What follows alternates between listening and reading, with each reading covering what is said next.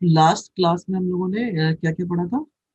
अ, सारे के सारे प्रोसेसेस कंप्लीट कर लिए थे। और आज की क्लास में हम उसी से रिलेटेड छोटी छोटी चीजें और पढ़ेंगे, जिसपे अभी तक के न्यूमेरिकल और क्वेश्चंस मैक्सिमम टाइम्स आ चुके हैं। ठीक, जैसे देखो हमने क्या पढ़ा था इससे पहले पढ़ा था फर्स्ट लॉ ऑफ थर्मोडायनेमिक्स। पहले इस पे थोड़ी सी और बात करेंगे। फर्स्ट लॉ ऑफ थर्मोडायनेमिक्स क्या था बच्चे? कोई सो बताएगा? Law of conservation of energy था कि जो अमाउंट ऑफ हीट गेन करता है एक पर्टिकुलर मैटर, उसको वो वर्क डन करने में यूज करता है और अपनी इंटरनल एनर्जी को चेंज करने में यूज करता है। That means dq is equal to du plus dw। D W. अब देखो इसमें भी हमें बहुत कुछ सीखना है। इस पहले फॉर्मूले की बात करते हैं। किसी भी सिस्टम में जितनी हीट दी जाती है वो है dq। ठीक है। और अगर हम अलग अलग प्रोसेस की बात करें, अलग अलग प्रोसेस में इसकी वैल्यू बदलती रहती है। For example first law of thermodynamics, अगर हम आइसोथर्मल की बात करें, आइसोथर्मल प्रोसेस, तो आइसोथर्मल प्रोसेस में कांस्टेंट क्या था? कांस्टेंट आपका टेम्परेचर था, delta T is equal to zero. और अगर डेल्टा टी की वैल्यू जीरो, मतलब उसका टेम्परेचर बिल्कुल भी चेंज नहीं हो रहा, तो उसकी इंटरनल एनर्जी भी जीरो होगी। ठीक है ना? और अगर उसकी इंटरनल एनर्जी जीरो होगी, दैट मीन्स ये एक ऐसा सिस्टम होगा जिसको जितनी हीट दोगे, जितनी हीट, वो पूरी की पूरी वर्क करने में खर्च करेगा। बहुत ही ज्यादा ईमानदार सिस्टम है। वो अपनी इंटरनल एनर्जी को बढ़ाने में, चेंज करने में एक भी एनर्जी नहीं देगा, एक भी जूल एनर्जी नहीं देगा। बात समझ में आई? तो बताओ, हमें कोई भी अगर गाड़ी बनानी हो, मान लो मुझे एक कार बनानी है, ठीक है, तो उस कार को बनाने के लिए हम किस प्रोसेस का यूज करें जो हमारे लिए बहुत बेनिफिट हो? Sir isothermal. आइसोथर्मल। क्यों? सर क्योंकि जितना भी हीट हम देंगे फिर वो वर्क डन में करने में यूज कर जाएगा, मतलब खुद की इंटरनल एनर्जी नहीं बढ़ाएगा तो वेस्ट नहीं होगी जो फ्यूल यस, देंगे या जो एनर्जी देंगे। उसकी माइलेज मैक्सिमम होगी, 100% होगी। लेकिन क्या ये यस सर। पॉसिबल है? नहीं। नो तो सर। हम किसी भी नो हीट सर। इंजन को बनाते हैं, हाँ, हम किसी भी हीट इंजन को बनाते हैं तो हमारी कोशिश क्या होती है? हमारी कोशिश, हमारा अप्रोच ये होता है कि maximum amount of heat work done में कन्वर्ट हो जाए। ठीक है बच्चे? अच्छा, आपने एडियाबैटिक प्रोसेस में क्या सीखा? So heat transfer is negligible. Heat transfer नहीं होती है, दैट मीन्स जिससे work done is equals to negative of change in internal energy, मतलब जो। आपने यहाँ देखा कि change of exchange of heat बिल्कुल नहीं होती, डेल्टा क्यू जीरो। तो यहाँ से आपको क्या मिला? आपको मिला zero is equal to D U plus D W. अच्छा, मैं यहाँ पे सिंबल थोड़े से टेढ़े में ले रहा हूँ, मैं सबको ठीक कर देता हूँ।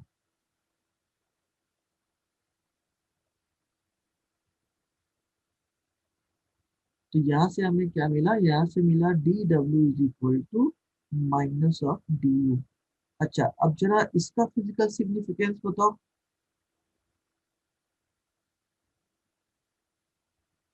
सर इस हम्म, प्रोसेस में जो सिस्टम है वो अपने इंटरनल एनर्जी को यूज करके वर्क वर्क कर रहा है। एग्जाम्पल। सर एग्जाम्पल, एक पिस्टन है, उसके ऊपर पे वेट रखा हुआ है। हम्म, वेट रखा है, उसको हम हीट ट्रांसफर नहीं कर रहे हैं। हम्म, उसके नीचे हमने वो रख दिया है, मतलब एडियाबैटिक वॉल्स कर दिया है। एडियाबैटिक प्रोसेस जो, मतलब एडियाबैटिक वॉल जो नॉन कंडक्टिंग वॉल्स होती है उसके ऊपर स्टैंड पे रख दिया है उसको। हम्म। अब उसको वो जो होता है, जो वो वर्क करेगा जब वो एक्सपैंड करेगा वो पिस्टन, वो अपनी इंटरनल एनर्जी को यूज करके ऊपर जो पुश होगा वेट को ऊपर, मतलब खुद ऊपर जाने की कोशिश करेगा इंटरनल एनर्जी को यूज करके। क्या ऐसा होगा? सर नो मतलब सर। एग्जाम्पल तो। फिर ये तो नहीं हुआ। अगर ये प्रोसेस नहीं हो पाया या ये ऐसा पॉसिबल नहीं है, फिर मैं इसे कैसे सही मानूं?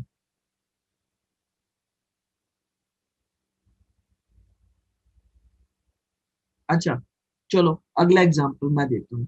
आप लोग को रेफ्रिजरेटर या फिर एसी की के पीछे का लॉजिक पता है कि वो कमरे को हमें ठंडा क्यों कर रहा है? सर उसमें एक चीज होती है, उसे शायद सर तासीर कहते हैं। हाँ। तो वो गर्म होती है, हम्म। तो इस वजह से वो एटमॉस्फेयर को गर्म कर देती है। क्या? फिर से बोलो, फिर से बोलो, क्या था? सर सर हाँ हाँ। सर मैं बताऊं, मेरा मतलब मेरे को नहीं पता था कासील का। मेरे हम्म। को तो वो उसके हिसाब तासीर से कि तासीर। वो, हाँ, हाँ। तो सर वो जो रेफ्रिजरेटर होता है वो हम्म। कोल्ड रिसीवर्स, मतलब कोल्ड, जो उस कोल्ड रिसीवर से हीट लेता है, हीट लेने के बाद जो वर्क डन करता है, और हॉट हॉट रिसीवर में जैसे ये ऑपोजिट काम करता है हीट इंजन के, रेफ्रिजरेटर। तो वो हम्म। कोल्ड रिसीवर से हीट लेता है, वर्क डन करता है, और जो रेसिड्यू हीट होती है उसको एटमॉस्फेयर में डिपॉजिट कर देता है, जिससे रूम गर्म हो जाता है। पर्टिकुलरली जो हीट इंजन होते हैं वो ऑपोजिट वर्क करते हैं। तो इसकी वजह से इसकी जो एफिशिएंसी आती है रेफ्रिजरेटर की, वो भी डिफरेंट वेरी करती है, मतलब इससे डिफरेंट होती है। तो उसके हम्म। हीट इंजन के केस में हम, मतलब रेफ्रिजरेटर के केस में इन्फिनिटी कभी वो नहीं हो सकती एफिशिएंसी, और हम्म। वहीं पे उसके केस में जीरो नहीं हो सकती बच्चे, शायद। ये तुम आगे बढ़ रहे हो यार, मुझे उससे नहीं, मुझे इससे मतलब कुछ है उसका। देखो ये क्या कह रहा है, डेल्टा डब्ल्यू डी डब्ल्यू। चलो मैं बताता हूँ। डी डब्ल्यू क्या है? Work done. वर्क डन है ना? ये वर्क डन पॉजिटिव है निगेटिव है?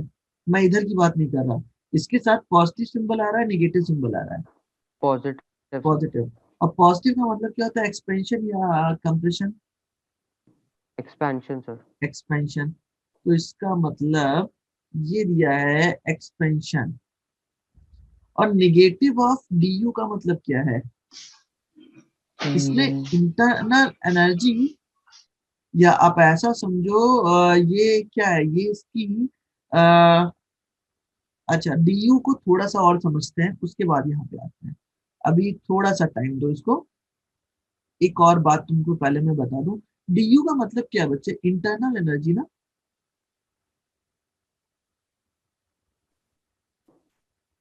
बच्चे? Yes sir. अच्छा, इंटरनल एनर्जी का मतलब क्या होता है? इंटरनल एनर्जी का मतलब क्या है? किसी भी पार्टिकल, किसी भी मॉलिक्यूल की इंटरनल एनर्जी मतलब व्हाट? उसकी काइनेटिक एनर्जी या उसकी पोटेंशियल एनर्जी?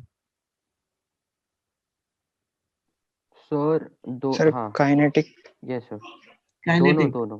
दोनों कैसे बच्चे? सर काइनेटिक तो आइडियल गैस के केस में होता है ना, हम्म। काइनेटिक एनर्जी, इंटरनल एनर्जी, जो मतलब आइडियल गैस में जो काइनेटिक एनर्जी होती है वही उसकी इंटरनल एनर्जी होती है, मतलब जितना मेरे को याद आ रहा है। अच्छा, और कोई?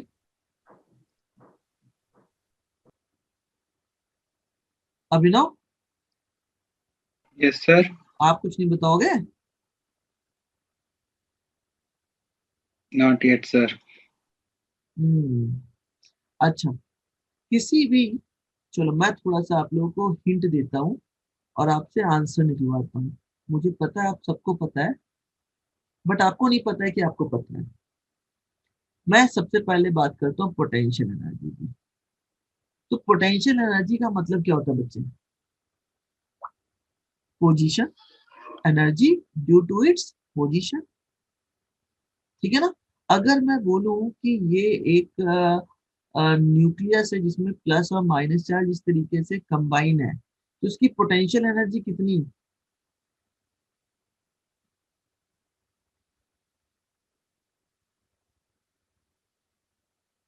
इसकी पोटेंशियल एनर्जी कितनी? न्यूट्रल।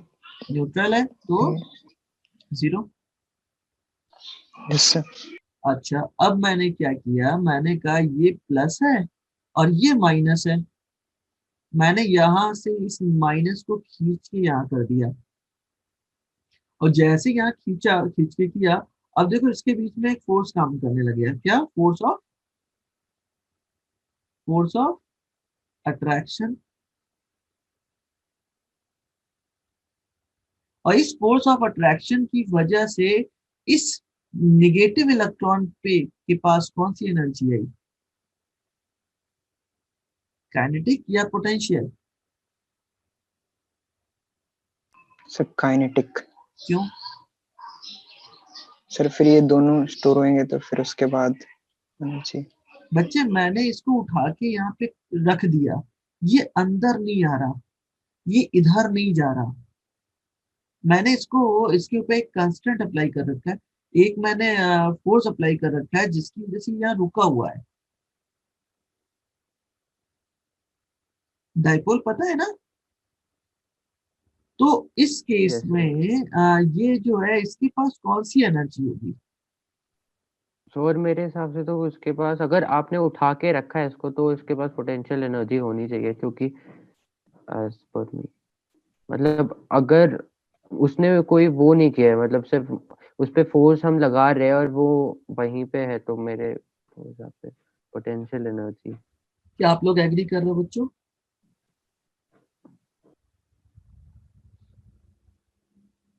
बताओ। अब देखो एक और एग्जांपल, चलो यहाँ से उतना क्लियर नहीं हो रहा, मैं यहाँ पे आ रहा हूँ। मैंने कहा ये हमारा अर्थ है, यहाँ पे एक ऑब्जेक्ट को लाके रख दिया, इसका मास m है, वेट नीचे काम कर रहा है mg। इस पॉइंट पे इसकी एनर्जी कितनी, पोटेंशियल एनर्जी कितनी या टोटल एनर्जी कितनी?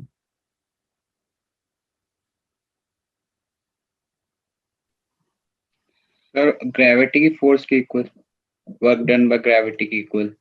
अरे और यार, टोटल पोटेंशियल हाइट एनर्जी की वैल्यू होती है mgh। mgh। h की वैल्यू सर कितनी है? हाइट जो सर अर्थ से हाइट कितनी है? 0। हाँ या ना? सर किसकी हाइट किससे? इस मास की अर्थ के सरफेस से हाइट कितनी है? अच्छा सरफेस, सर ये हाँ आपने सरफेस 0। बनाया है। हाँ, ये अर्थ का सरफेस है, ये अर्थ का सरफेस है। अर्थ भाई साहब कैसा होता है? स्फेरिकल होता है ना? यस सर, हाँ, तो वैसे ही लेना है, elliptical. Oval shape. Yes sir. तो इस पे रखा हुआ है, तो यहाँ पे पोटेंशियल एनर्जी कितनी है इसकी? 0 अब मैंने उठा के यहाँ रख दिया, अब बताओ इसके बाद पोटेंशियल एनर्जी कितनी, अगर ये हाइट h है तो? mgh sir. mgh। बिल्कुल यही काम तो बच्चे यहाँ कर रहे हैं। देखो जब ये इलेक्ट्रॉन इसके पास था तो पोटेंशियल एनर्जी कितनी? 0। अब जैसे ये भी किधर, इसको अगर मैं छोड़ दूं तो किधर आएगा? अर्थ की तरफ आएगा, अपने लोअर एनर्जी स्टेट पे आएगा। हाँ या ना?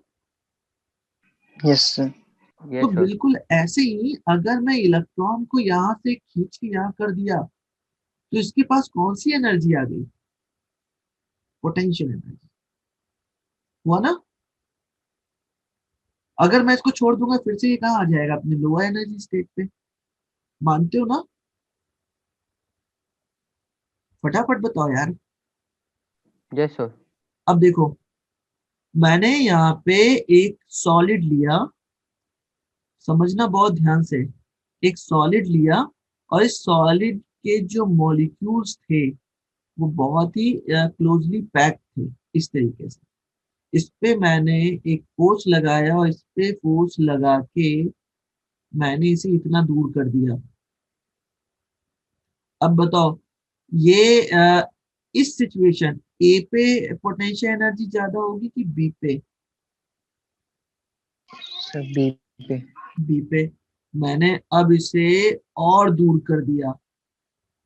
अब बताओ, ए पे ज्यादा, बी पे ज्यादा कि सी पे ज्यादा? सी बस। सी पे ज्यादा। तो सॉलिड में क्या होता है, मॉलिक्यूल क्लोजली पैक्ड होते हैं। तो लिक्विड में, तो बताओ सॉलिड और लिक्विड में किसकी पोटेंशियल एनर्जी ज्यादा, सॉलिड की लिक्विड की? सॉलिड की नहीं, लिक्विड की, लिक्विड की। लिक्विड की। और लिक्विड और गैस में किसकी पोटेंशियल एनर्जी ज्यादा? गैस की। गैस की। तो यहाँ से हमें एक बात पता चली कि जैसे जैसे हम सॉलिड से लिक्विड, लिक्विड से गैस में हम मूव कर रहे हैं, वैसे वैसे क्या हो रहा है, वैसे वैसे इसकी कम वर्क पोटेंशियल डन एनर्जी करना। इंक्रीज होती जा रही है। देखो, ये मान लो सॉलिड है, ये मान लो लिक्विड है, ये मान लो गैस है। तो सॉलिड की सबसे कम, लिक्विड की उससे ज्यादा, गैस की सबसे ज्यादा। हुई ना? मानते हो? अब मैंने कहा कि एक काम करो, ये गैसेस मॉलिक्यूल है, एक कंटेनर में फिल है। समझना बहुत ध्यान से, बहुत इंपॉर्टेंट बात बता रहा हूँ। एक कंटेनर में फिल है, इस पे मैंने प्रेशर ऑपरेट किया, इस पे मैंने वॉल्यूम ऑपरेट किया, वॉल्यूम चेंज किया, इसका मैंने टेम्परेचर चेंज किया, लेकिन गैस को गैस ही रखा। इसके गैस को गैस ही रखा, तो इसकी पोटेंशियल एनर्जी कितनी?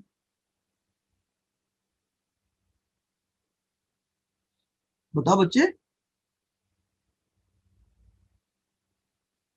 सर एक सॉलिड, बहुत। हाँ सॉलिड पे आपने फोर्स लगाया और उसके मॉलिक्यूल्स को या फिर आप ऐसा समझो एक आइस क्यूब है, आइस क्यूब को पे आपने फोर्स लगाया, प्रेशर अप्लाई किया, वो लिक्विड में कन्वर्ट हो गया, उसके मॉलिक्यूल दूर हो गए, तो उसका पोटेंशियल एनर्जी चेंज हो गया, चेंज इंक्रीज हो गया। अब आपने गैस पे प्रेशर अप्लाई किया, तो उसके मॉलिक्यूल और दूर हो गए, उसका भी पोटेंशियल एनर्जी और इंक्रीज कर गया। मतलब यहाँ से हमें समझ में आया कि सॉलिड से लिक्विड में कन्वर्ट होने पे उसकी पोटेंशियल एनर्जी चेंज हो रही है, लिक्विड से गैस में कन्वर्ट होने में उसकी पोटेंशियल एनर्जी चेंज हो रही है। अब अगर मैंने एक चैम्बर में गैस लिया और उसके प्रेशर, वॉल्यूम और टेम्परेचर तीनों को चेंज किया, तो उसकी पोटेंशियल, और अभी भी ये गैस नहीं है, तो इस सिचुएशन में इसकी पोटेंशियल एनर्जी में चेंज कितना?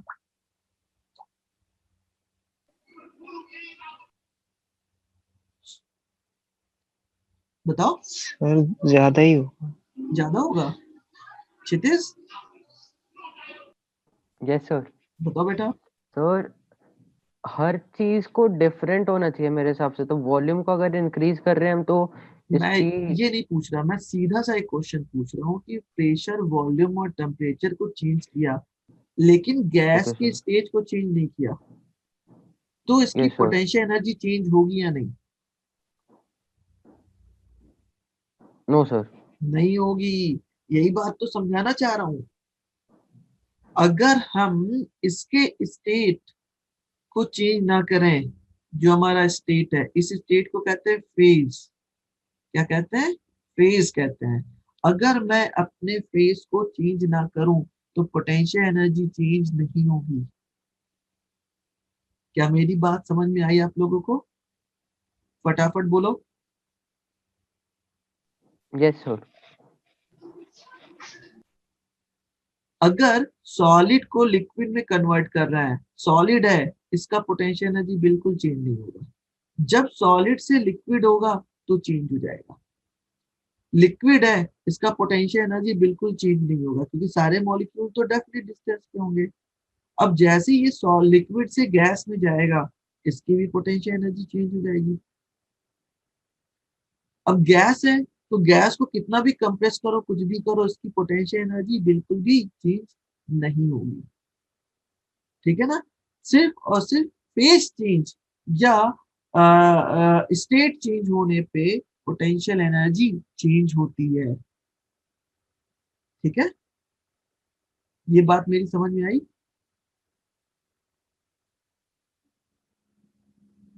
Yes sir. अब आते हैं काइनेटिक एनर्जी पे। अब आप एक बात बताओ, मैं कह रहा हूं कि आज के समय में आपने अपना गेट ओपन किया, गेट पे जो हैंडल लगा हुआ था वो मेटल का था, तो क्या होगा, आपको ठंडा लगेगा ना, हाँ या ना। Yes sir. अब आपने क्या किया, उससे अगर मैं बहुत ज्यादा हीट दे दूं तो क्या होगा, जैसे टच करोगे वैसे ही हाथ पीछे हो जा रही, ये तो गर्म है भाई। ठंडक था तो आपने पकड़ लिया, लेकिन जैसे ही आपने उसको पकड़ा और आपको गर्माहट फील हुई, आपका हाथ तुरंत हट गया, आपने कहा अरे ये तो बहुत गर्म है। इसका क्या मतलब था, समझो। यहां से हम इसके सेकेंड एनर्जी को स्टडी करने जा रहे हैं। कैसे, हमने कहा कि ये मॉलिक्यूल है, तो आप जानते हो मॉलिक्यूल हमेशा अपने एक्सिस के अराउंड वाइब्रेट किया करते हैं, ठीक है। और मान लो ये हमारा हाथ है,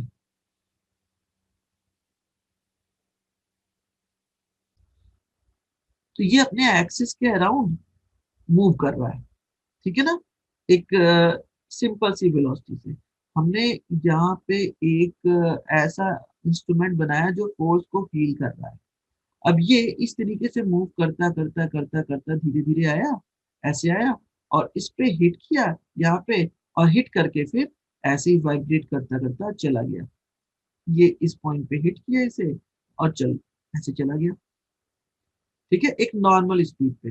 अब मैंने इसको एनर्जी दी, इसको बाहर से हीट दी, अब इसका वाइब्रेशन क्या होगा, और तेजी से होगा, जल्दी जल्दी होगा।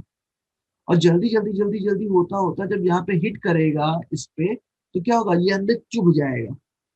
जैसे चुभेगा वैसे आप हाथ को पीछे हटा लोगे, या आप ऐसा समझ लो कि ये ऐसे वाइब्रेट करता करता करता करता आया और आपको हिट किया, और आपकी उंगली पीछे की ओर चली गई।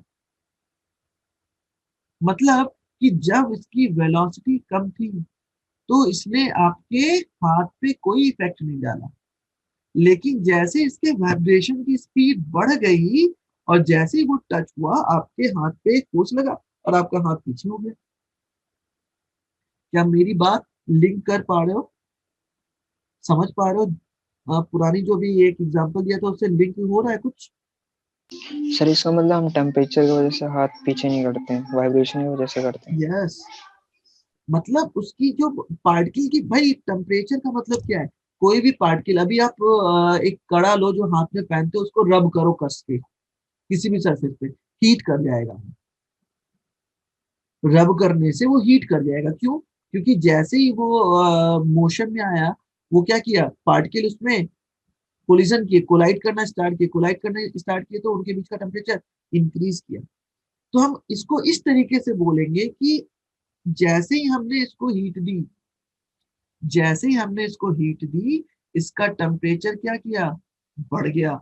और टेम्परेचर के बढ़ने की वजह से, या आप ऐसा समझ सकते हो कि इसकी वेलोसिटी बढ़ गई, और वेलोसिटी के बढ़ने की वजह से इसका टेम्परेचर इंक्रीज कर गया, ठीक है ना। और टेम्परेचर के इंक्रीज करने पे हमें वो चीज यहाँ पे फील हुई। आप जानते हो ठंडा, कभी भी ठंडी चीज को छूते हो तो उतना नहीं आपको लगता, आप पकड़े रह लेते हो, लेकिन जब गर्म चीज को छूते हो तो हाथ हट जाता है। आयरन, कोई गर्म आयरन हो, जैसे टच करोगे हाथ जल जाएगा, तुरंत उसको छोड़ दोगे। क्यों ऐसा होता है, क्योंकि उसकी जो पार्टिकल का मोशन है ना, जिस वेलोसिटी से मूव कर रहा है, वो बहुत तेज है, क्योंकि उसके पास एनर्जी ज्यादा है पहले से।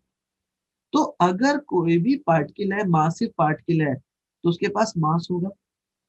अगर मास होगा तो वेलोसिटी होगी, और वेलोसिटी होगी तो उसके पास काइनेटिक एनर्जी भी होगी, हाफ एम वी स्क्वायर। अब वेलोसिटी ज्यादा, ये आप लोग काइनेटिक थ्योरी ऑफ गैसेस में पढ़ोगे कि जो हम अभी पढ़ाने जा रहे हैं, जो बताने जा रहे हैं, वो किस पे डिपेंड कर रहा है। तो ये मिल गया हमें काइनेटिक एनर्जी, हाफ एम, ये किस पे डिपेंड कर रहा है, ये टेम्परेचर पे डिपेंड कर रहा सर है। हाँ, सर मेरे को इस चीज में डाउट है कि अभी हमने बोला कि टेम्परेचर बढ़ाने से इसके जो कोलिजन हो रहे हैं वो ज्यादा हो रहे हैं, तो कोलिजन उसी नहीं बच्चे, कोलिजन से वाइब्रेशन हमें ज्यादा हो वो रहा जो है। है हीट फील होती है, कोलिजन नहीं, मैं ऐसा कह रहा हूँ हो कि रही है, वो मतलब काइनेटिक वाइब्रेशन। एनर्जी बढ़ रही है, हाँ बिल्कुल। काइनेटिक एनर्जी बढ़ रही है। तो सर अगर जब वॉल्यूम हम बढ़ा देते हैं कि इसका, तो काइनेटिक एनर्जी कम हो जाती है। वॉल्यूम इसका, हाँ बिल्कुल ठीक है। हाँ, तो सर टेम्परेचर ऐसा तो, हाँ सर, डाउन हो तो जाता है। हम ऐसा, यस सर, तो ऐसा होना चाहिए ना सर कि इसमें हमने जैसे इसको छुआ और अगर इसी चीज को हम वॉल्यूम बढ़ गया इसका, तो वो चीज हमको ठंडी लगनी चाहिए, ये हमें गर्म लगनी चाहिए बस कंपैरेटिवली। अभी यही तो मैं पहुंचाने वाला हूँ तुम्हें, क्यों परेशान हो रहे हो? मैं तुम्हें यही पहुंचाने वाला हूँ जो तुम मुझसे बोल रहे हो। बस 2 मिनट मुझे और दो। जो भी ऊपर जहां मैंने छोड़ा है ना, ओके सर। आपको वहीं लेके चल रहा हूँ फिर।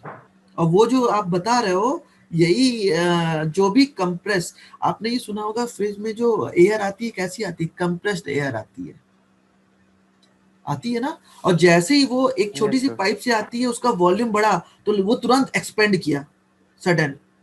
और सडन एक्सपेंड किया तो एनर्जी कहाँ से लेगा वो?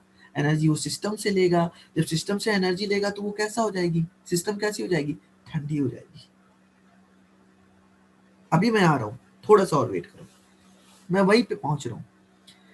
तो यहां से हमें क्या पता चला, यहां से पता चला जो काइनेटिक एनर्जी है वो किस पे डिपेंड कर रही है, वो टेम्परेचर पे डिपेंड कर रही है।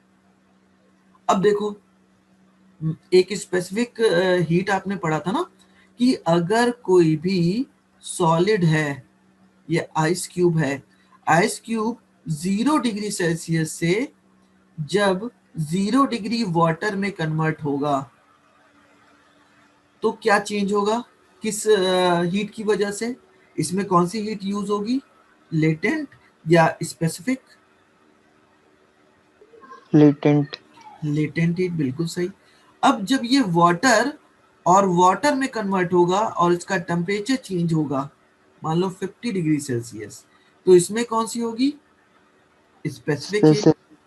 बिल्कुल ऐसे ही बच्चे, जब भी स्टेट चेंज होगा, देखो यहाँ पे क्या हो रहा है, change of state, change of state. जब भी स्टेट चेंज होगा तो कौन सी एनर्जी आपकी चेंज होगी, पोटेंशियल एनर्जी। Potential energy. और जब भी टेम्परेचर चेंज होगा, चेंज ऑफ टेम्परेचर, तो कौन सी एनर्जी चेंज होगी, काइनेटिक एनर्जी। काइनेटिक। ये आपके लिए क्लू है क्वेश्चन को कैसे सॉल्व किया जाए।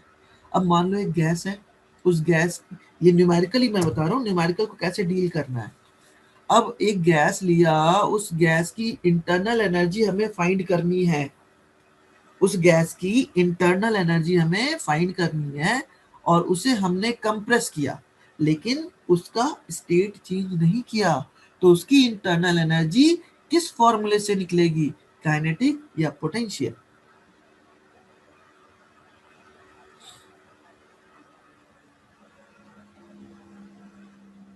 बताओ बताओ फटाक से। सर एक बार और बता दीजिए। हाँ, मैंने बोला कि एक मैंने एयर लिया और उसे कंप्रेस किया, एक्सटर्नल प्रेशर, वॉल्यूम और टेम्परेचर पे, लेकिन उसका स्टेट चेंज नहीं किया। तो ऐसा करने पे उसकी इंटरनल एनर्जी हम कैसे फाइंड करें, काइनेटिक एनर्जी से या पोटेंशियल एनर्जी से?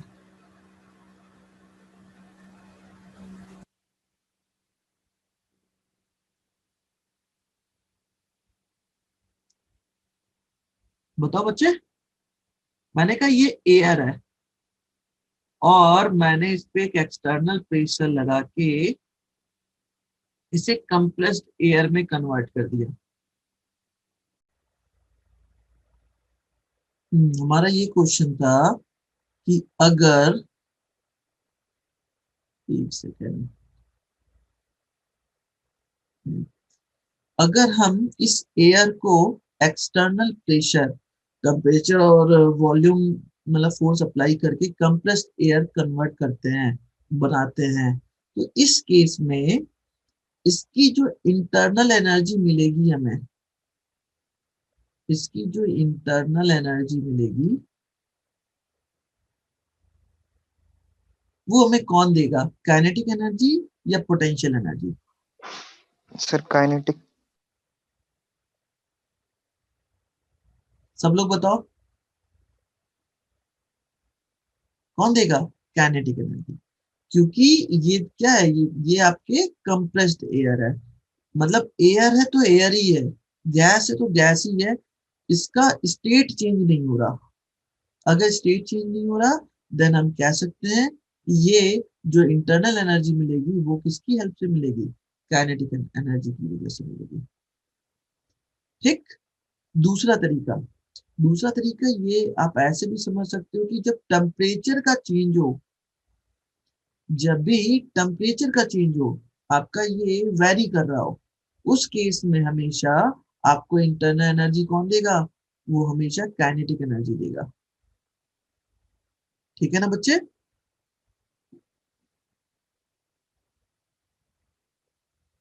सही है। हाँ। अब अगली बात ये कि अगर स्टेट का चेंज हो रहा हो, मैंने कहा ये है सॉलिड और ये है सॉलिड टू लिक्विड,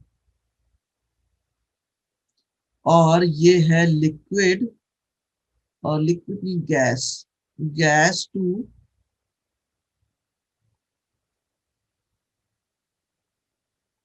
लिक्विड। अब दोनों में किस फेज की या किस ट्रांजिशन में पोटेंशियल एनर्जी इंक्रीज कर रही है, पहले वाले में या दूसरे वाले में? किस सर पहले वाले में। दूसरे में क्या हो रहा है? डिक्रीज कर रही है, रिवर्स हो रहा है सर वो। रिवर्स हो रहा है। बिल्कुल सही, वेरी गुड। तो ये हमें याद रखना है। ठीक है। तो इंटरनल एनर्जी हमें किससे किससे मिलेगी? काइनेटिक एनर्जी और पोटेंशियल एनर्जी से। अब आते हैं हम अपने पुराने क्वेश्चन पे जो मैंने छोड़ा था यहाँ पे, ये रहा। अब समझो बिल्कुल, यहाँ पे मैं एक एग्जांपल ले रहा हूँ। मैंने यहाँ से एक ट्यूब लिया, ठीक है, और इस ट्यूब में कुछ एयर इस तरीके से कंप्रेस्ड आ रही है, ये कंप्रेस्ड एयर है, और सडन मैंने इसका वॉल्यूम यहाँ पे क्या किया? इंक्रीज कर दिया। तो जहां से जैसे ही ये आगे आएंगी पार्टिकल, क्या होंगे? सारे पार्टिकल दूर दूर होते जाएंगे। लाइटर। हाँ। तो बताओ यहाँ पे टेम्परेचर की वैल्यू क्या होगी कंपेयर टू दिस?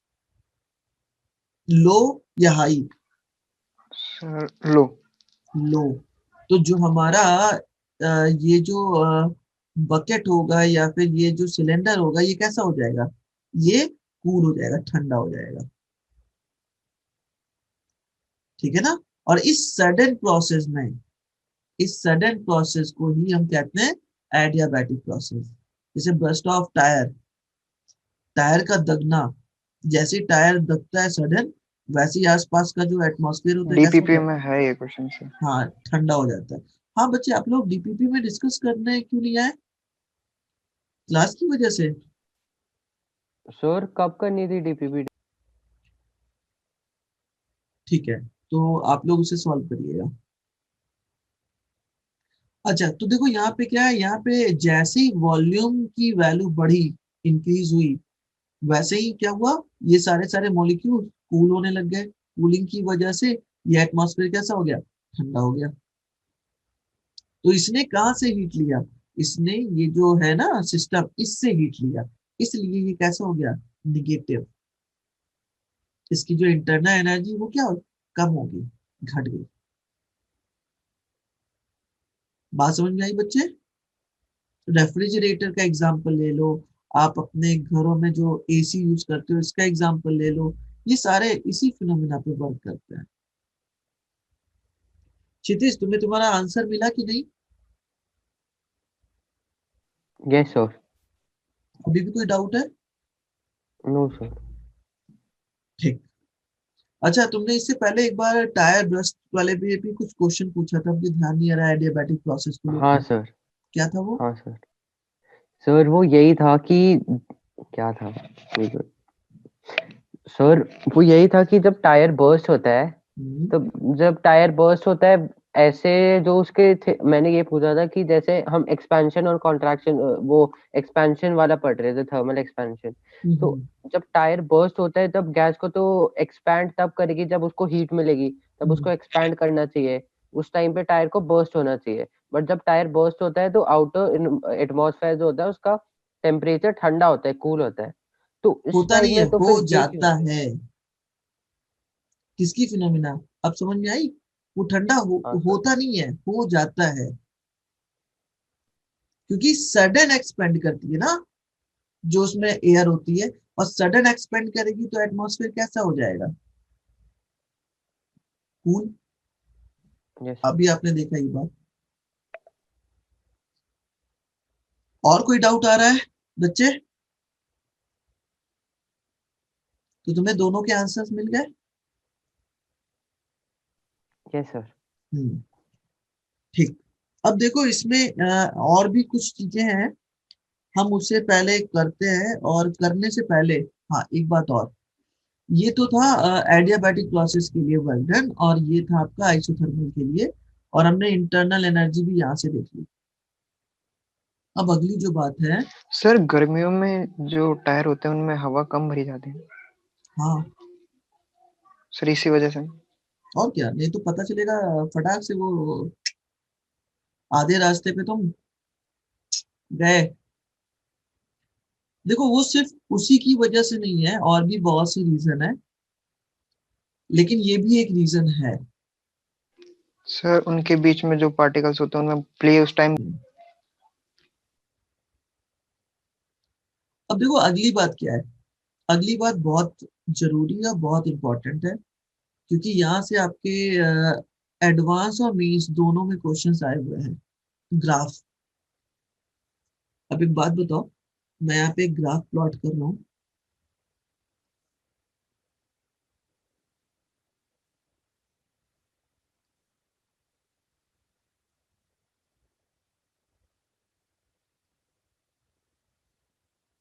ये तीन ग्राफ लिए, मैंने कहा ये है ए, ये है बी, ये है सी।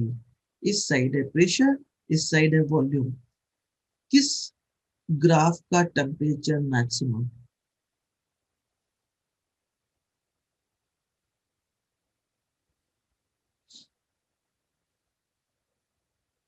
नहीं तो अभी वो पढ़ा तो एग्जैक्ट रीजन बताओ।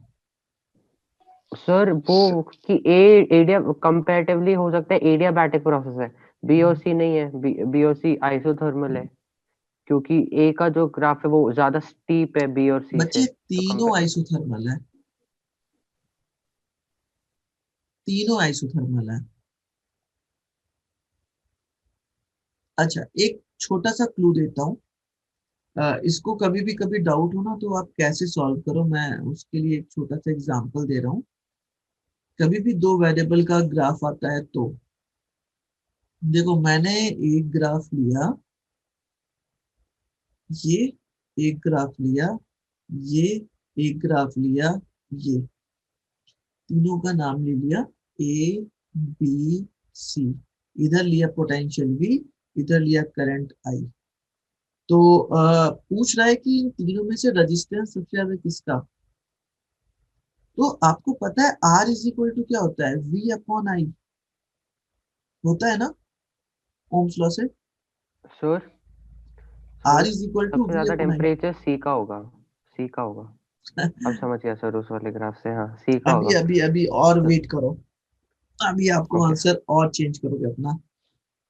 अच्छा। हाँ अभी देखो ये जो वी है, ये वी डिपेंड करता है कि किसका वी बड़ा। आप ऐसा समझो कि वी बड़ा तो उसका रेजिस्टेंस बड़ा होगा, कह सकते हो। यस और सर। जिसका यस सर। आई छोटा उसका आर बड़ा। तो आप दोनों में से किसी भी साइड में एक लाइन ड्रॉ करो, चाहे आप इधर इसके पैरेलल करो आई के, चाहे इधर करो। तो मैं क्या कर रहा हूं, मैं यहां से एक लाइन ऐसे ड्रॉ किया आई के पैरेलल। अब देखो एक तो हमें ये मिल रही है आई, ये हो गया आई सी, इसे कह दिया आई बी, और इसे कह दिया मैंने आई ए। अभी मैंने एक तरीका, और यहाँ पे क्या है, वी कांस्टेंट है तीनों के लिए। अब देखो अगर v कांस्टेंट है तो i पे डिपेंड कर रहा है, जिसका i बड़ा उसका v, उसका r छोटा। तो इसका मतलब सबसे छोटा r किसका होगा? आर सी, फिर आर बी, फिर आर ए। क्या मेरी ये बात समझ में आई?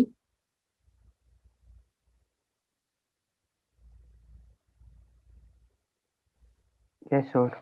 अब देखो दूसरा एग्जांपल। अब मैं दूसरा एक लाइन ड्रॉ कर रहा हूं और ये लाइन अब V के पैरेलल होगी।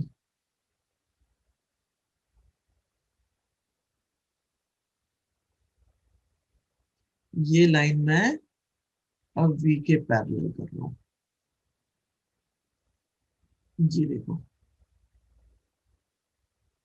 ये गई। अब देखो यहाँ पे क्या मिल गया आपको, अलग अलग V मिल गया। ये मिल गया आपको VC, ये मिल गया आपको VB, और ये मिल गया आपको VA। जबकि I कांस्टेंट है, तो भी देखो किसका V बड़ा, जिसका V बड़ा, पोटेंशियल बड़ा, उसका रेजिस्टेंस बड़ा। तो यहाँ से क्या मिला, VA is greater than VB is greater than VC। समझ में आई बात आप लोगों को कि नहीं? अब बताओ इसका आंसर। सर अब मेरे को इस ग्राफ में ये पूछना है कि ये जो ग्राफ है वो किस सिस्टम के लिए, ये किसी पर्टिकुलर सिस्टम के लिए या सिर्फ ये आइसोथर्मल प्रोसेस नहीं, है? आइसोथर्मल प्रोसेस आइडियल है। गैस के लिए क्या, हाँ, किसी चीज आइडियल के लिए? गैस के आइडियल लिए। गैस के लिए, आइडियल गैस के लिए।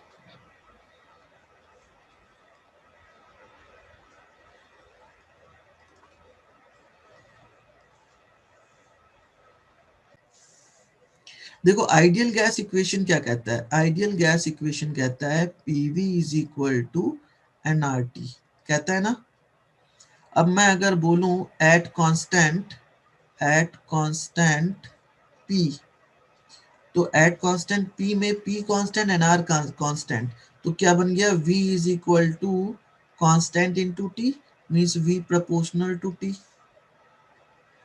और अगर मैं बात करता हूं एट कांस्टेंट v, तो देखो अगर v को कांस्टेंट कर देते हैं तो p प्रोपोर्शनल टू t, तो मिल जाएगा p is equal to some constant into t, और यहां से मिल जाएगा p प्रोपोर्शनल टू t।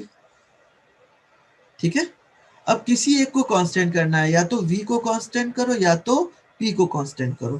तो मैं एक बार p को कांस्टेंट करता हूं, तो p को कांस्टेंट कर दिया। ये देखो पूरे प्रोसेस के लिए p आपका कैसा है, कांस्टेंट है। अब यहां से परपेंडिकुलर ड्रॉ करो, यहां से परपेंडिकुलर ड्रॉ करो, यहां से परपेंडिकुलर ड्रॉ करो, किसका वॉल्यूम ज्यादा?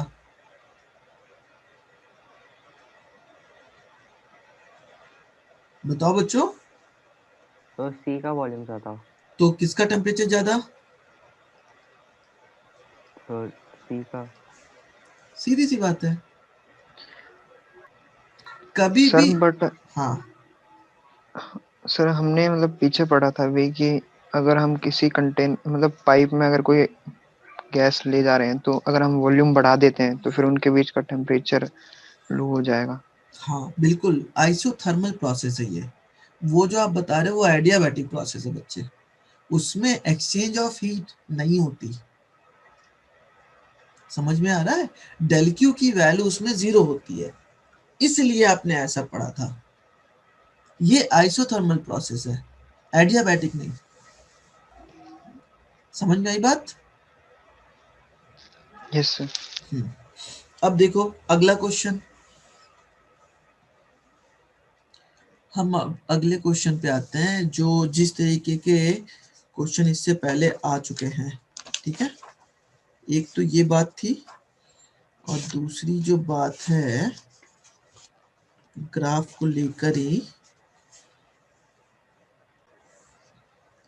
जो नेक्स्ट क्वेश्चन था वो आपका ये है। ओ,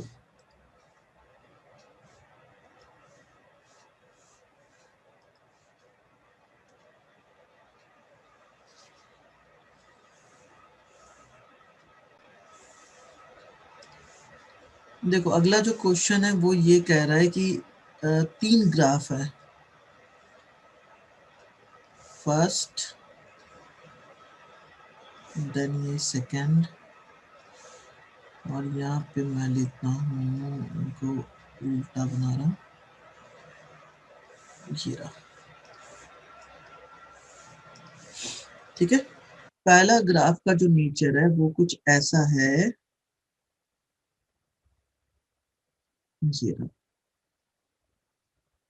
इसे कहा गया 1, इसे कहा गया 2, ये है आपका P, ये है आपका V क्वेश्चन में।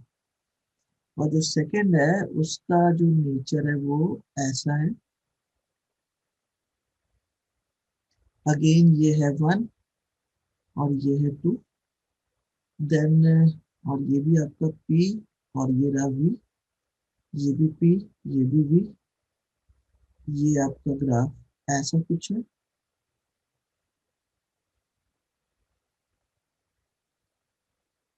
अब इसमें इसे कह रहा है 1, इसे कह रहा है 2, 3, 4।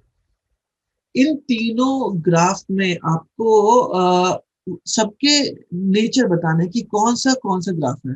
जैसे फर्स्ट वाला कौन सा ग्राफ है, किस प्रोसेस का, सेकंड वाला, तो पहले में बताओ पहला कौन सा है, दूसरा क्या है। ऐसे ही दूसरे में बताओ फर्स्ट सेकंड, ऐसे ही तीसरे में आपको चारों बताने 1, 2, 3 एंड 4।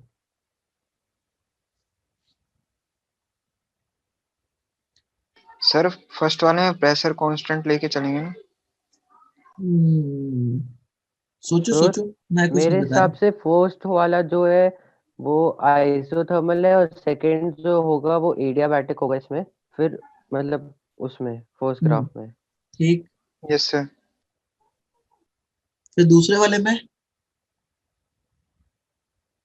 सर दूसरे वाले में जो फर्स्ट वाला होगा वो एडियाबैटिक होगा और सेकंड वाला जो होगा आइसोथर्मल होगा। हम्म उसके बाद सर इसमें थर्ड वाले में फर्स्ट आइसोथर्मल, मतलब सर ये कैरनॉट इंजन वाला सिस्टम है। First isothermal, second adiabatic, third isothermal, fourth adiabatic. Hmm, बिल्कुल ठीक है। यहाँ पे ये पहला आपका कौन सा बताया था तुमने, चलो मैं लिखता चल रहा हूँ, आइसोथर्मल। क्यों आइसोथर्मल, स्लोप दोनों में किसका ज्यादा है, पहले वाले का कि दूसरे वाले का। सर दूसरे वाले का। बस ऐसे समझते हैं, जिसका स्लोप ज्यादा वो हमेशा एडियाबैटिक होता है, क्योंकि वो फास्ट प्रोसेस होता है, तेजी से उसका रेट होता है, कोई भी गिरेगा बहुत तेजी से गिरेगा। सेकेंड वाला एडियाबैटिक। ऐसे यहाँ पे देखो स्लोप किसका ज्यादा है, पहले वाले का, तो ये हो गया आपका एडियाबैटिक। दूसरा वाला हो गया isothermal.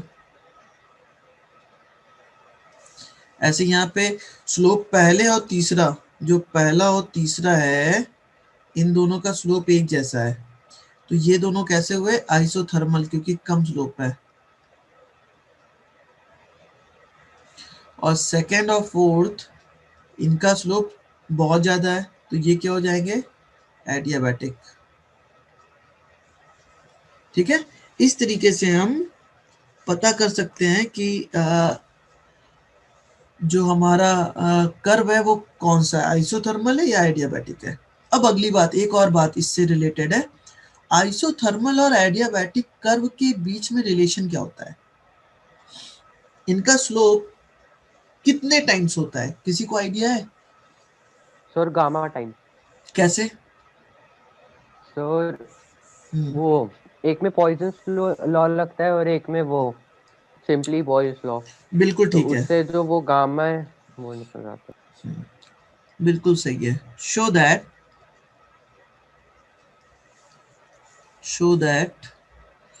the slope of an adiabatic, so that slope of an adiabatic curve is equal to gamma times of slope of isothermal curve।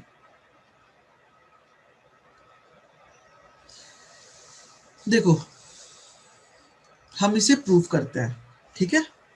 सबसे पहले हम आइसोथर्मल के लिए निकालते हैं, तो आइसोथर्मल के लिए क्या है, फॉर एन आइसोथर्मल प्रोसेस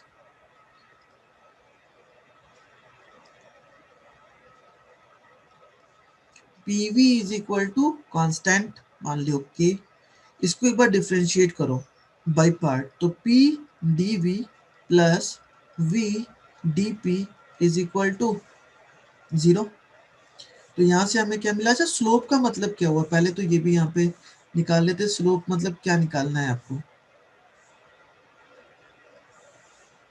हमने कहा ये है स्लोप, तो इसका मतलब आपको ये 2 पॉइंट मान लेते हैं, ऐसे ही यहाँ भी 2 पॉइंट मान लेते हैं। इस साइड है प्रेशर P और इस साइड है वॉल्यूम V।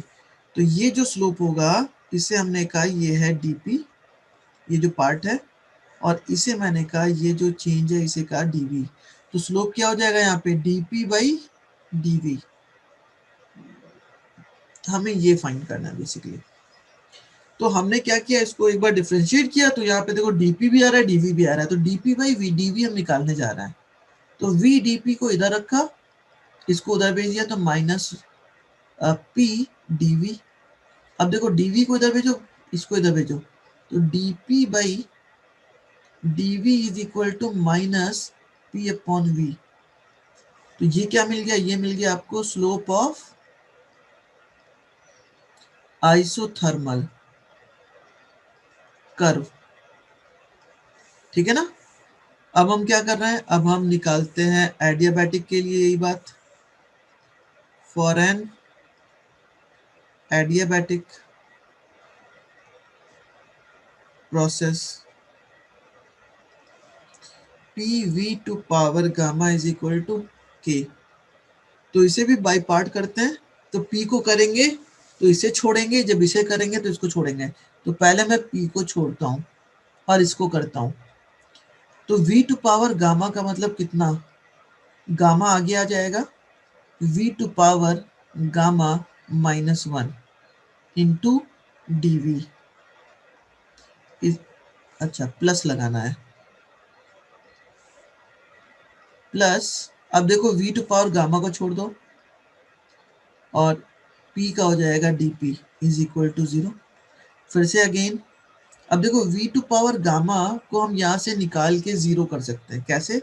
समझो, इसको मैंने लिखा gamma P V to power gamma into V to power -1 लिख सकते हैं अलग अलग, into dV plus V to power gamma into dP is equal to 0। अब देखो ये और ये कॉमन लेके इधर 0 हो गया, कैंसिल आउट।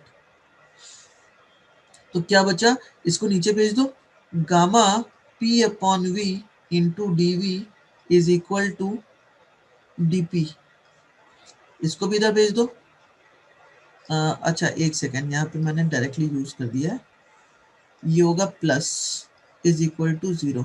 तो dP को इधर भेजा और dV को भी वापस भेज दिया। फिर इधर देखो, gamma P upon V into dV is equal to minus dP। तो dP by dV is equal to dP by dV is equal to minus gamma P upon V। और इसकी वैल्यू क्या थी? इसकी वैल्यू थी स्लोप ऑफ, ये क्या हो जाएगा? स्लोप ऑफ एडियाबैटिक कर्व हमें मिला, और उसकी वैल्यू गामा टाइम्स ऑफ ये था आपका आइसोथर्मल। तो आप कह सकते हो gamma minus P upon V is equal to gamma multiply by slope of isothermal curve. समझ में आया बच्चों?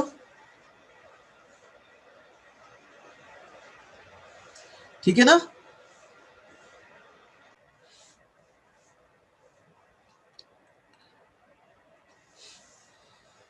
क्वेश्चन है, what is the specific heat, what is the specific heat of a gas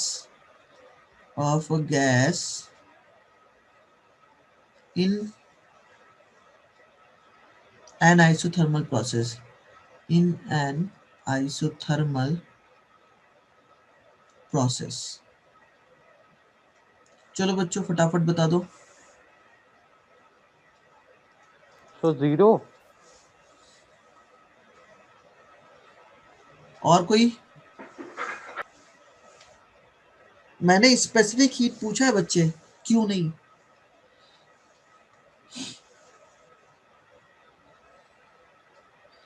आपको पता है ना Q इज इक्वल टू क्या होता है, एम एस डेल्टा टी।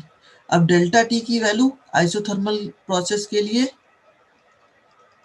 0, तो आपको क्या मिल गया, S is equal to Q upon M into delta T means Q upon 0, मतलब इंफिनिटी, नॉट 0। समझे क्या यस बच्चे? सर। अब जरा एडियाबैटिक में बता दो कितना, फिर सेम क्वेश्चन। सर उसमें 0 होगा। क्यों? सर उसमें हीट 0 है ना। हाँ, एडियाबैटिक प्रोसेस। अब देखो इसके लिए ये सेम क्वेश्चन है एडियाबैटिक के लिए। आप जानते हो Q is equal to M S delta T होता है। अब ये 0 नहीं, अब Q, ये 0 डेल्टा Q, तो डेल्टा Q 0, यहाँ पे delta Q is equal to 0, तो आप क्या कह सकते हो, S इज इक्वल टू 0। ये बात याद रखना, आपके ऑब्जेक्टिव में बहुत पूछा जाता है। ठीक है, चलो एक और क्वेश्चन है, इसे भी फटाफट बता दो। ये भी बहुत आसान सा है। एक साइक्लिक प्रोसेस का वर्क डन फाइंड करना है, उसके कोऑर्डिनेट गिवन है।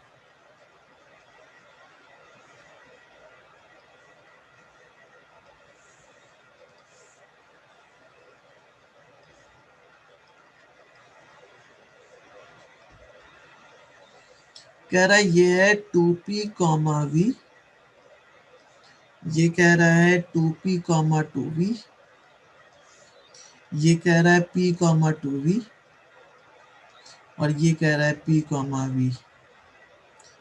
इस साइड वॉल्यूम है, इस साइड प्रेशर है, तो वर्क डन की वैल्यू कितनी, ये पूछ रहा है। फटाफट बताइए।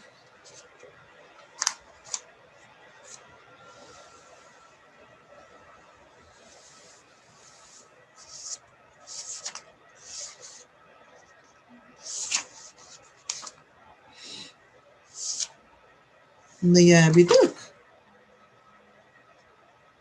तो 3 PV। 3pv, अच्छा।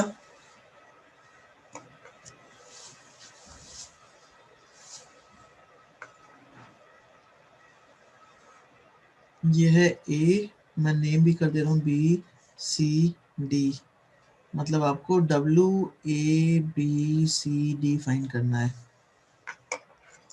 सर PV होगा। तो क्यों 3pv बोला?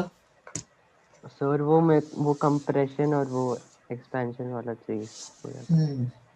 तो बच्चे देखो सीधी सी बात है, आपको पता है कि ये कितना एरिया ड्रॉ कर रहा है, जितना एरिया ये ड्रॉ करेगा साइक्लिक प्रोसेस, वही उसका वर्क डन होता है। तो यहाँ से यहाँ तक की कितनी, ये है P, ये है 2p, तो ये हो गया P, ये है V, ये है 2v, तो ये V, तो एरिया कितना हो जाएगा, WABCD is equal to P into V। यही आपका आंसर है। ठीक है बच्चे?